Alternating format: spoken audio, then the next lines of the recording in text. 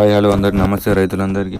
ఈరోజైతే మనకైతే కొత్త అప్డేట్ అయితే రావడం జరిగింది. మనకైతే 5 ఎకరాల వరకు అయితే అమౌంట్ అనేది పడడం జరుగుతుంది. అది ఎప్పుడెప్పుడు అనేది మొత్తం రిలీజ్ అయితే మనం ఫుల్ డేట్ అయితే చెప్పుకుందాం. మీరు నా ఛానల్ అయితే ఫస్ట్ టైం చూస్తున్నట్టయితే లైక్ అండ్ సబ్స్క్రైబ్ మాత్రం పక్క చేసుకోండి.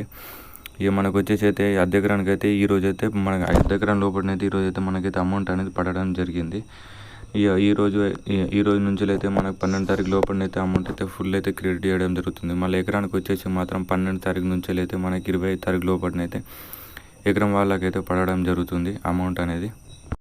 చాలామందికి అయితే డౌట్ రావచ్చు, అన్న రైతు బంధు ఇప్పుడు ఎందుకు పడతాయి అంటే, మనకైతే ఇప్పుడు సర్పంచ్ ఎలక్షన్లు ఉన్నాయి, ఎంపీటీసీ ఎలక్షన్లు ఉన్నాయి, జెడ్పీసీ ఎలక్షన్లు ఉన్నాయి కాబట్టి అయితే మనకైతే రైతు బంధు అనేది వేయడం జరుగుతుంది.